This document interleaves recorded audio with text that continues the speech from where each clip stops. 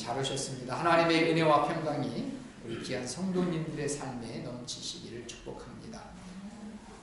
오늘 말씀의 제목은 당신의 안과 밖은 어떻게 다른가요? 라는 말씀을 갖고 함께 은혜를 나누도록 하겠습니다.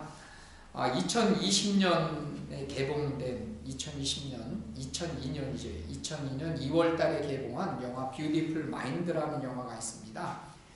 그 영화는 이제 실제 주인공이었던 존 내시를 라는 사람의 실화를 바탕으로 이 영화가 만들어졌습니다. 그래서 이 남자 주인공이었던 이 러셀 크로우, 여기 나왔던 잘생긴 사람이 러셀 크로우입니다.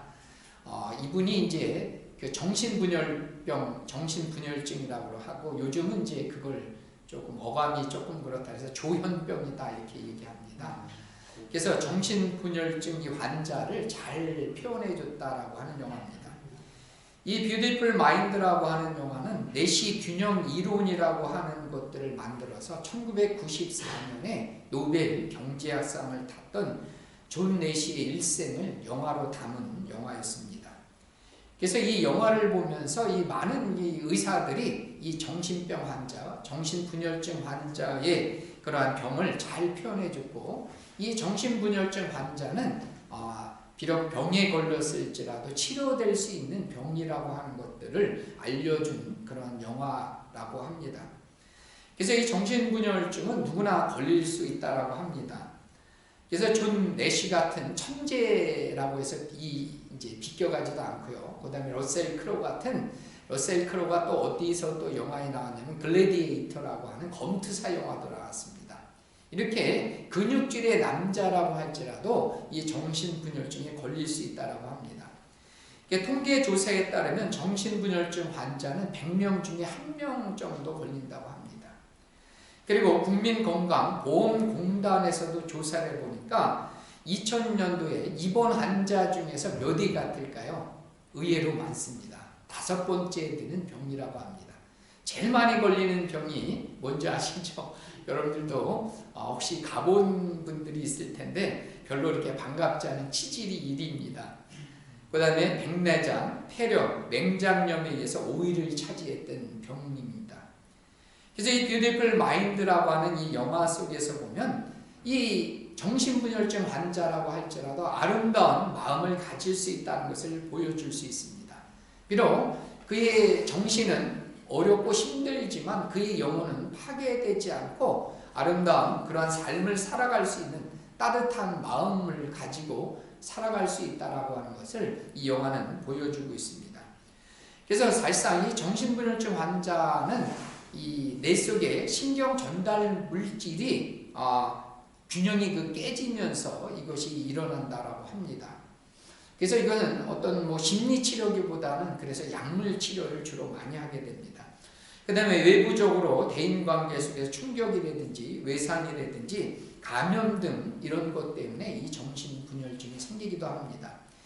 이 정신분열증을 영어로 얘기하면 스키조프레니아라고 합니다. 스키조프레니아라고 하는데요. 이 스키조라고 하는 것은 분열됐다라는 말이고요. 피레니아라고 하는 것은 가슴과 배를 이렇게 가로막이 있어요. 그걸 피레니아라고 해서 그 스키조프레니아라고 하는 것은 분열된 마음이라는 그런 의미입니다. 그래서 뷰티풀 마인드라는 그런 영화 속에서도 보면요, 비록 이 정신분열증 환자라고 할지라도 잘 치료를 받으면 75% 이상이 완치될 수 있다라고 그렇게 얘기합니다. 그래서 상당수의 많은 환자들이 청소년기나 그다음에 20대에 발병을 했다가 점차적으로 이 증세가 호전된다라고 합니다. 그리고 나이가 들면서 점차적으로 이것이 주변 상황에 대해서 조절 능력도 생기고요. 또 약물 치료 같은 것들을 통해서 완화되기도 하고 아니면 신경 전달 물질이 40대 이후에는 줄어든다라고 합니다. 근데 극소수의 사람들 10% 전후의 사람들은 치료받지 못하고 자살에 이르는 경우도 있다라고 합니다. 중요한 것은 치료를 받으면 어떤 사람이든지 치료의 가능성이 높지만 치료받지 않으면 오히려 어려운 그러한 질병이라고 볼 수가 있습니다.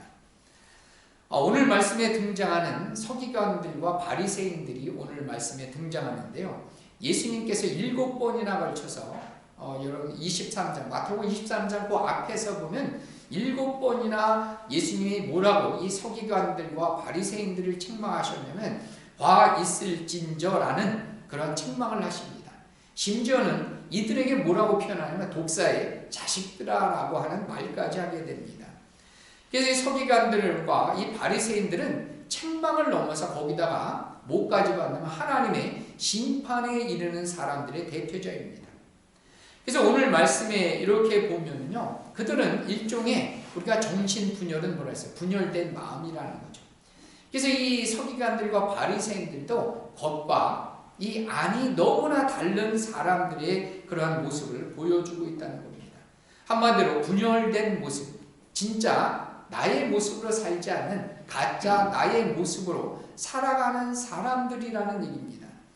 그래서 오늘 말씀을 통해서 우리는 진짜 나의 모습은 어떤 모습일까라고 하는 거죠. 그래서 진짜 나의 모습을 찾고서요, 찾을 뿐만 아니라 특별히 우리는 종말의 시대를 살아가기 때문에 우리가 종말을 준비하면서 우리의 삶의 자세는 어떻게 살아가야 하는가를 오늘 3가지 말씀을 통해서 함께 말씀을 나눠보도록 하겠습니다.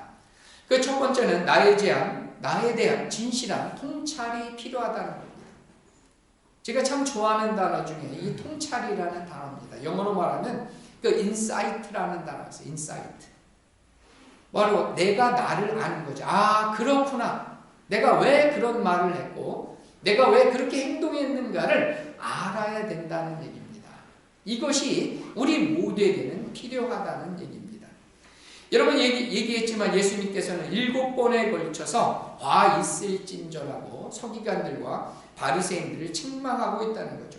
그러면 왜 예수님이 책망하셨냐면 그들의 모습이 겉으로 보이는 서기관들과 바리새인들이 겉으로 보이는 그들의 모습과 내적인 그들의 모습은 너무나 달랐다는 겁니다.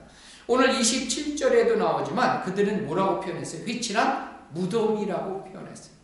여러분들 뭐 어렸을 적에 저도 참 저희 이제 가족 중에 누가 돌아가시면 무덤을 하잖아요. 요즘은 참 화장을 많이 하게 되는데요. 무덤을 만들고 거기다 뭘 합니다? 휘가루는 뭐예요? 어떤 색깔이에요? 하얀색이에요. 하얀색. 그러니까 무덤에다가 겉에다가 하얀색을 칠하니까 겉에는 어떻게 돼요? 깨끗해 보여요. 너무나 눈이 온 것처럼 깨끗해 보이는데 그 속은 어떻다고 그랬어요? 속은 죽은 뼈. 오늘 27절에 정확히 나왔잖아요. 죽은 뼈와 더러운 것이 가득 찬 그러한 모습이 누구라는 거예요? 서기관들과 바리새인들이 그랬다는 겁니다.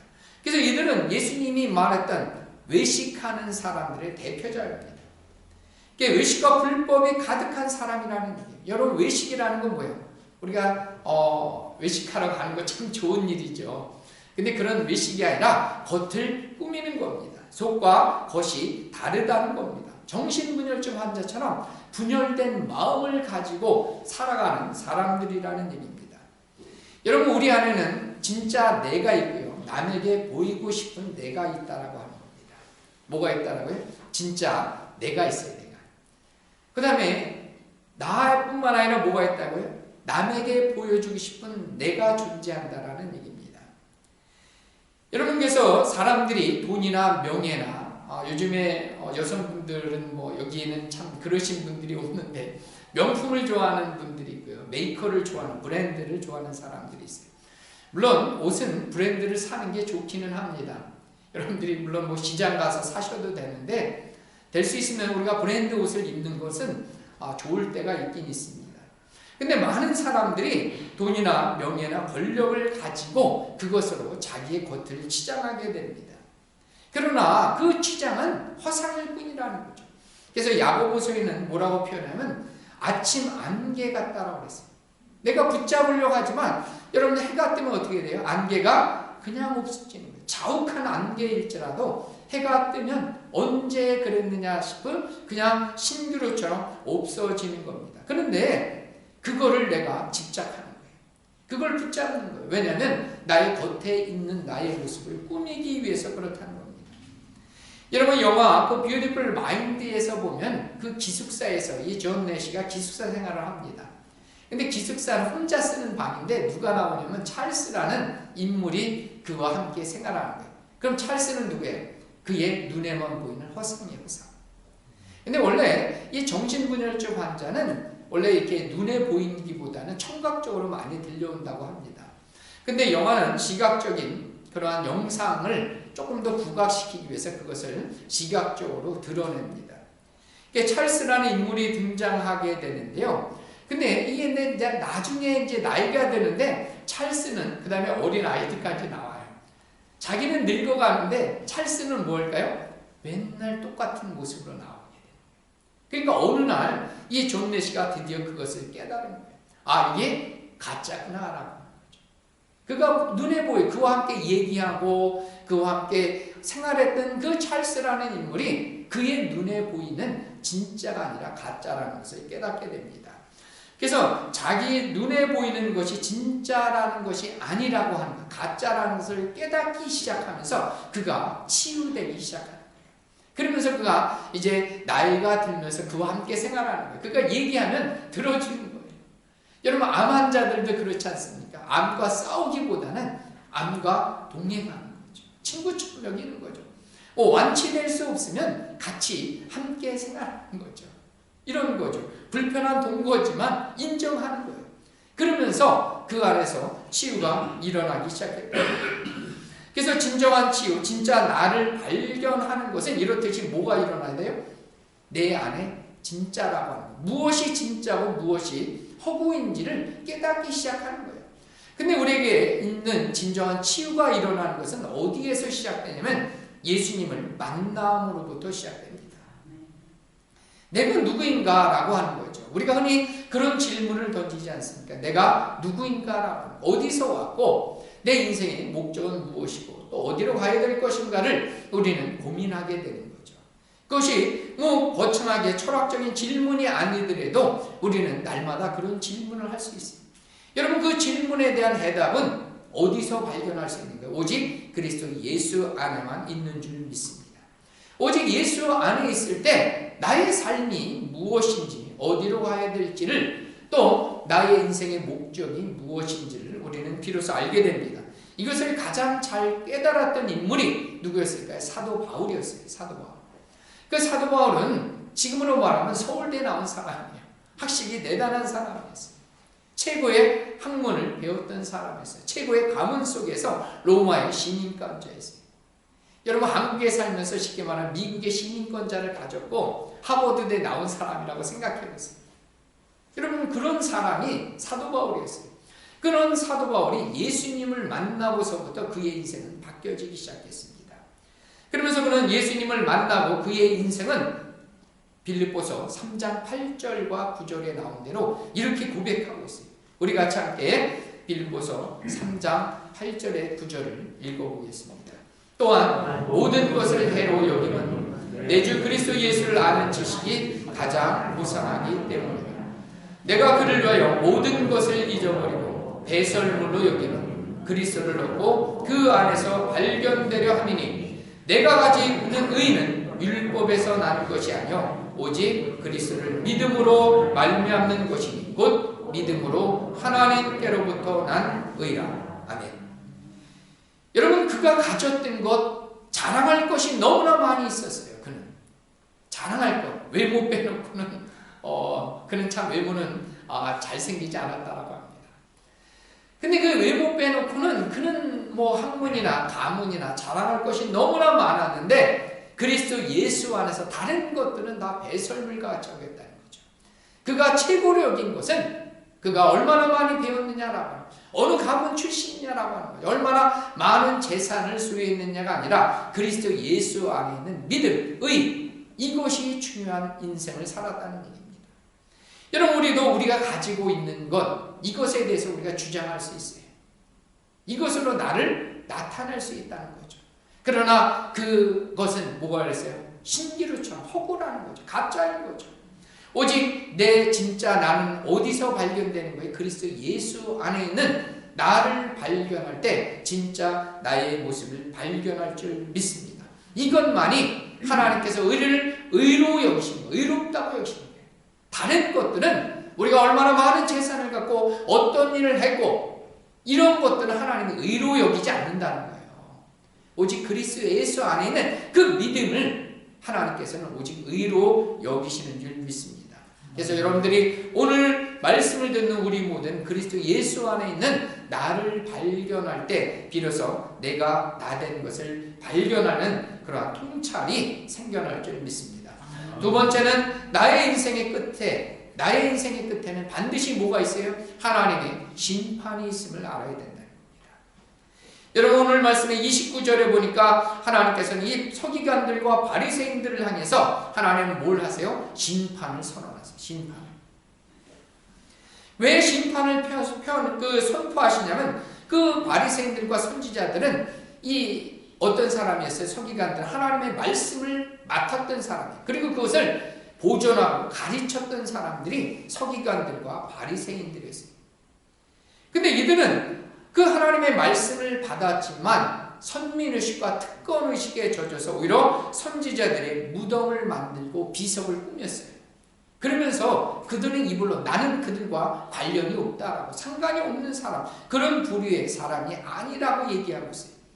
근데 오히려 그 예수님은 뭐라고 얘기했어요? 너희 조상의 피의 분량을 치우라는 거예요. 왜냐하면 이 서기관들과 바리새인들은 세례 요한을 죽이는데 앞장섰어요. 그리고 무엇보다도 우리가 다음 주에 이제 종려주에 예수님을 환영했던 그 무리들이 결국은 어떻게 합니까? 예수님을 죽이는 데 앞장서는 거예요.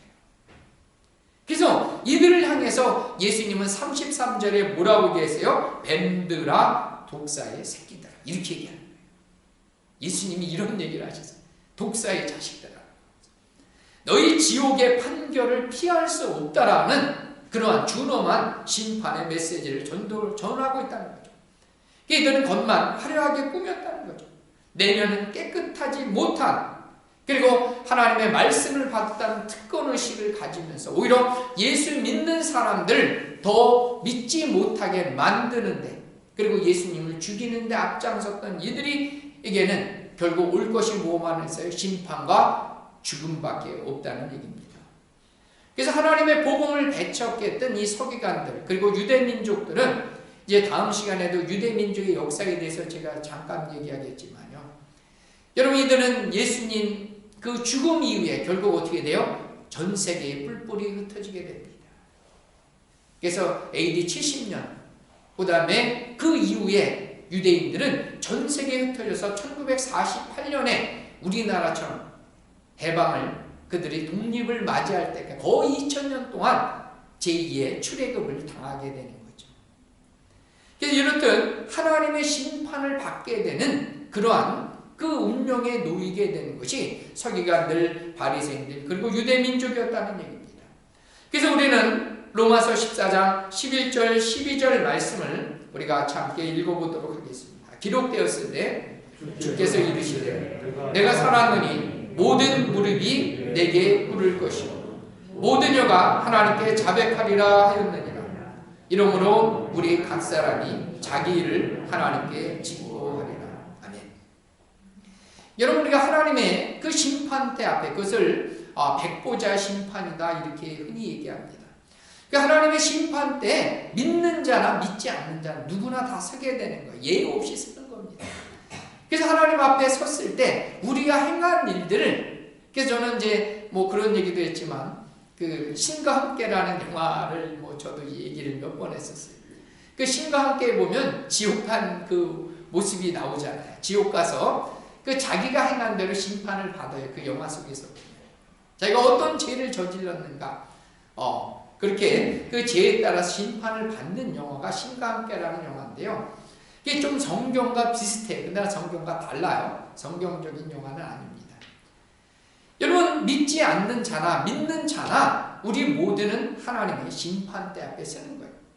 근데 우리 스스로가 우리가 무슨 일을 했는지를 직고하게 되는 거예요. 그래서 근데 우리가 그리스도 예수 안에 있는 사람, 믿음을 가진 사람은 어떻게 돼요? 그 믿음으로 말미암아 사는 거예요. 비록 우리가 범죄하고 우리도 죄 짓잖아요. 우리가 예수 믿어도 여전히 죄 가운데 있는 불완전한 연약한 존재들이라는 얘기입니다. 그러나 누구든지 그리스도 예수 안에 있으면 우리가 어떤 죄 가운데 있을지라도 하나님께서 어떻게 합니까? 그 믿음으로 말미암아 살 줄 믿으시기를 축복합니다. 그래서 우리는 로마서 4장 20절과 22절 말씀을 붙잡으셔야 돼요. 우리가 믿음이 뭐냐라고 했을 때 히브리서 11장 1절 2절 말씀, 그 다음에 히브리서 11장 6절 말씀, 믿음이 없이는 하나님을 기쁘시게 하지 못하나니라고 하는 히브리서 11장 6절 말씀과 더불어 로마서 4장 20절 22절 말씀을 우리가 붙잡아야 됩니다. 같이 한번 읽어보겠습니다. 믿음이 없어 하나님의 약속을 의심하지 않고 믿음으로 견고하여져서 하나님께 영광을 돌리며 약속하신 그것을 또한 능히 이루실 줄을 확신하였으니 그러므로 그것이 그에게 의로 여겨졌느니라. 아멘. 여러분, 우리 믿음이라는 건 뭐냐라고 했을 때 하나님의 약속을 붙잡는 거예요. 하나님의 약속은 뭐예요? 그리스도 예수 안에 있는 자들은 그 믿음으로 산다는 거예요. 그 하나님의 약속은 누구든지 예외 없다는 거죠. 그가 세상에서 얼마나 많은 부를 가졌고 어떤 큰 일을 행했느냐가 그것이 기준이 아니라 하나님의 기준은 뭐예요? 그리스도 예수 안에 있는 그 믿음이에요. 그 믿음이 있는 자들, 그 약속의 말씀을 붙잡는 거예요. 그것을 붙잡을 뿐만 아니라 우리가 조금 더 성장해야 되잖아요. 하나님께 영광을 돌리는 데까지 가는 거예요. 우리의 믿음을 통해서, 내가 가지고 있는 믿음을 통해서 우리는 어떤 삶을 사셔야 돼요? 하나님께 영광이 돌려지는 삶을 사셔야 될 줄 믿습니다. 아멘이시죠? 그러니까 단순히 우리 믿음 지키는 수준, 거기서는 이제는 졸업하시고 이제는 우리의 믿음을 통해서 하나님께 영광이 되는 그런 복된 인생을 사시기를 바랍니다. 그래서 그렇게 하나님의 영광을 돌리며 약속하신 그것을 또한 능히 이루실 줄을 우리는 뭐에 대해 또 소망 가운데 살아가는 거죠. 다시 주님 앞에 만났을 때 우리가 믿음으로 살고 하나님께 영광 돌리는 인생을 살아갈 때 하나님이 우리의 인생을 통해서 복 주시는 그 하나님이 이끄시는 그것에 대한 소망을 갖고 살아가는 인생이 되기를 축복합니다. 왜냐하면 그렇게 살아야 되는 것이 왜 그랬다고요? 우리 끝에는 심판이 있는 겁니다.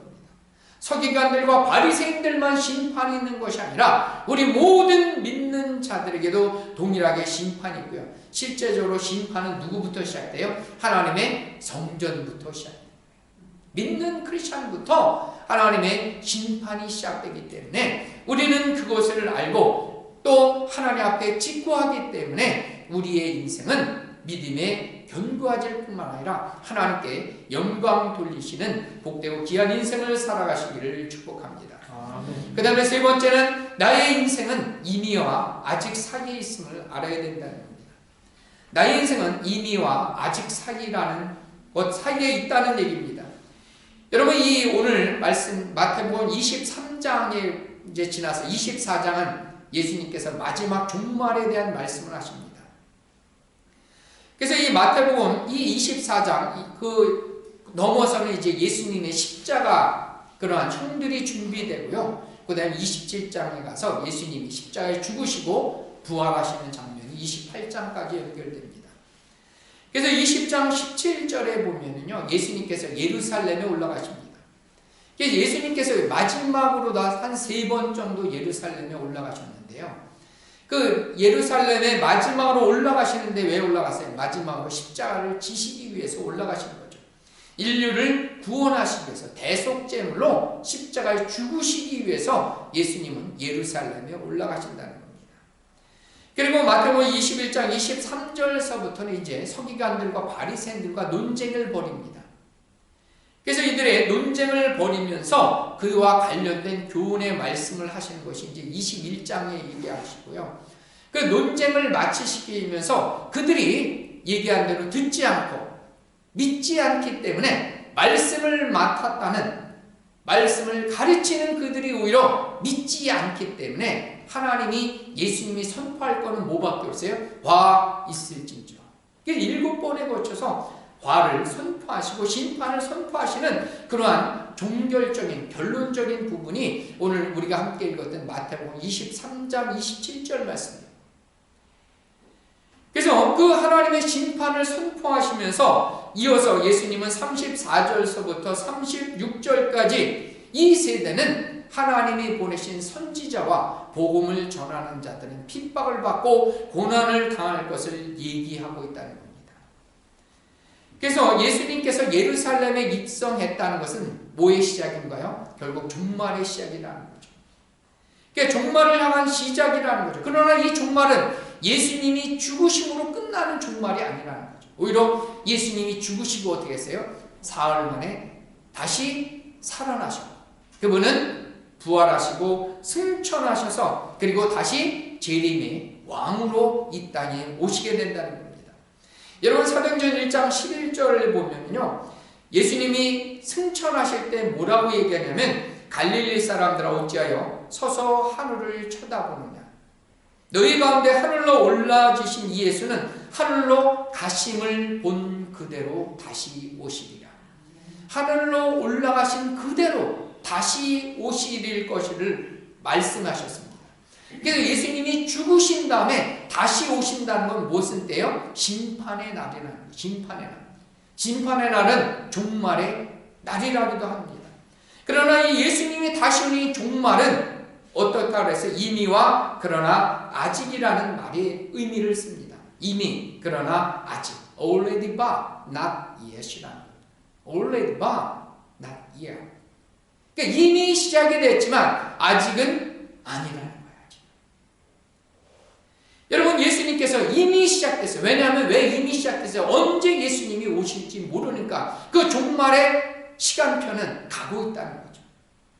그러나 우리가 종말에 이 시간이 가고 있을 때 우리는 어떻게 해요? 재산도 다 팔고 일이 이제 종말이 오기 때문에 이제 어떻게 신혼 입고 예수님을 기다리는 인생도 살아서는 안 되는 거죠. 몇 월 며칠 날 10월 28일 예수님 오신다고 그죠? 다 팔고 다 바치고 신혼 입고 기다리는 사람들이 아닌 거죠. 왜냐하면 그날과 그때는 아버지만 아시는 거예요. 그날 10월 28일이 아닌 거예요. 또는 우리가 뭐 해야 돼요? 그렇게 막연히 기다리는 거 하지 않아. 아니면 반대로 예수님 언제 오실지 알 수 없기 때문에 지금 마시고 먹고 즐기자라고 호랑방탕하게 쾌락에 빠져서 우리의 인생을 살아서도 안 된다는 겁니다. 여러분, 이미 그러나 아직이라는 이런 그 중간에 우리의 인생이 놓여졌다는 겁니다. 그 말은 무슨 뜻이냐? 이미 시작된 종말을 우리는 어떻게 살아야 된다는 겁니까? 준비하며 살아야 된다는 얘기예요. 어떻게 하면서요? 준비하며 살아야 된다는 거죠. 언제 오실지 모르고요. 그 다음에 사단은, 이 세상의 임금인 사단은 자기의 때가 얼마 남지 않은 것을 알고 끊임없이 믿는 사람들을 미혹하고요. 오늘 34절 나온 대로 끊임없이 복음 전한 자를 핍박하고 선지자들을 박해했던 그러한 시절, 영적인 그러한 전쟁의 한가운데를 지나가고 있다는 얘기죠. 그러면서 우리는 주님이 다시 오시기 때문에 우리는 이 종말의 때를 어떻게 돼요? 깨어서 우리는 준비하며 살아야 된다는 얘기입니다. 그래서 이것을 잘 표현한 것이 베드로 전서 후서에 이 베드로가 잘 기록해주고 있어요. 이게 조금 길지만 베드로서 3장 10절에서 13절 말씀을 우리 같이 한번 크게 읽어보겠습니다. 그러나 주의 날이 도둑같이 오리니 그날에는 하늘이 큰 소리로 떠나가고 물질이 뜨거운 불에 풀어지고 땅과 그 중에 있는 모든 일이 드러나리로다.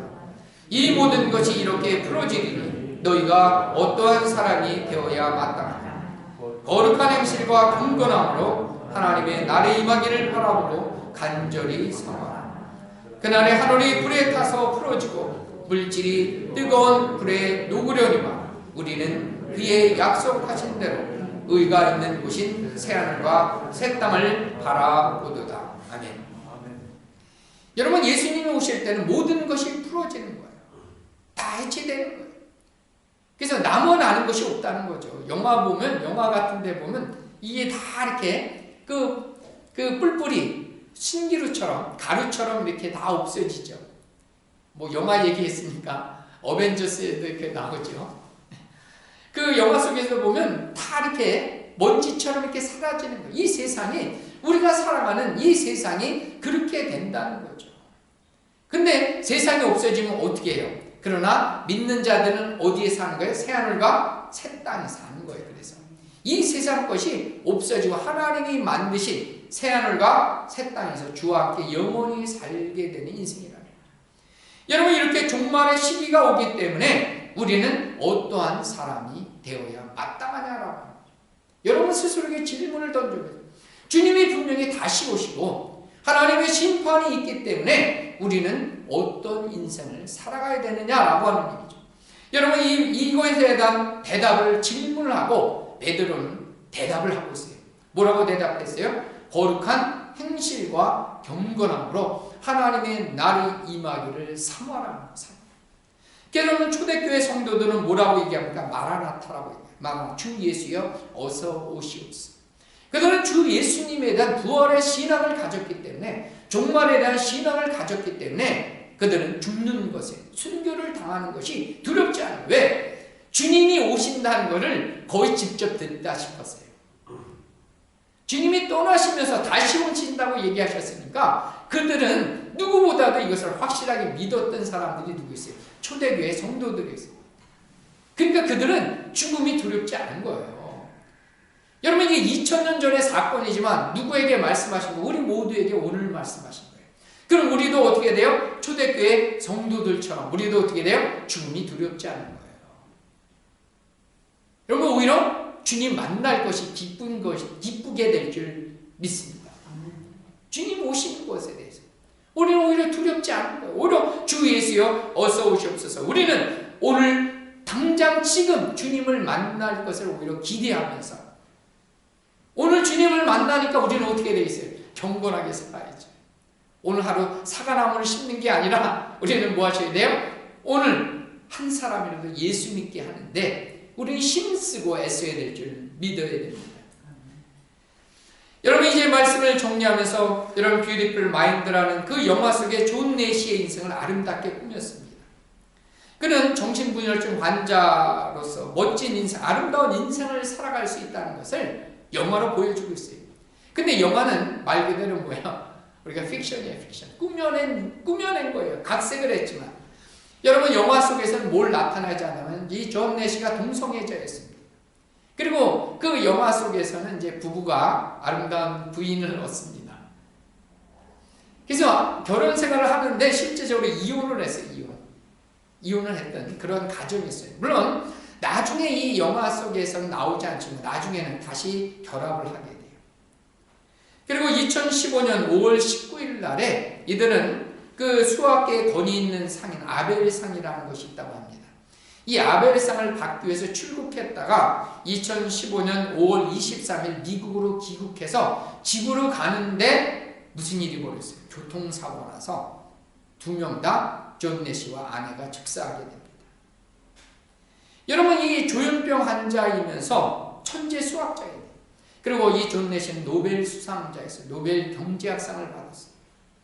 그래서 그의 인생은 영화 같은 인생이었어요. 그러나 이건 영화 속에서만 아름답게 보여줬다는 거예요. 그의 실제 인생은 고통 가운데 산 거죠. 그리고 그는 공성애자였어요. 거기에다 그는 교통사고로 우리가 흔히 말하는 객사를 하게 된 거죠. 참 불행한 인생을 살았던 인생이라는 얘기입니다. 영화 속에서 아름답게 그려지고 있지만 실제로는 그의 인생이 그렇지 않다는 겁니다. 여러분, 그래서 겉으로 보이는 우리의 인생이 전부가 아니라는 거예요. 눈에 보이는 것, 그 허상 같은 신기를 우리는 붙잡아 살면 안 된다는 거죠. 우리의 인생은 오직 어디 안에 있어야 돼? 그리스도 예수 안에 있는 인생이 되어야 될 줄 믿습니다. 우리가 명품을 사고 브랜드 옷을 사서 우리의 인생을 꾸미는 것이 아니라 우리는 어떤 인생을 살아야 돼요? 우리의 내면을 아름답게 가꾸셔야 돼요. 하나님의 사랑을 먹으시고 날마다 먹으시고 신구약의 화장품을 바르시고 기도라는 향수를 뿌리시기를 축복합니다. 하나님의 사랑을 날마다 먹으셔야 돼요. 아멘이시죠? 그 하나님의 사랑만이 우리를 건강하고 우리를 그 평안케 하는 거예요. 신구약의 아름다운 화장품을 바르시고 기도라는 향수를 뿌리세요. 원래 기도는 성경에서 뭐라면 향으로 표현돼서 향. 그럴 때 우리의 겉모습이 아름다워지는 거예요. 그 내면이 아름다워지는, 그리스도 예수와 함께 우리의 내면이 점점 아름다워지는 거예요. 그러니까 저는 바라기 원하기는 뭐 제가 대표로 저가 더 그러지만 우리가 나이가 들수록 그리스도 예수를 닮은 사람들이 되기를 축복합니다. 아멘. 그래서 저는 정말 그래요. 저도 소망 중에 하나가 뭐냐면 정말 젠틀한 노인네가 되는 거예요. 이제.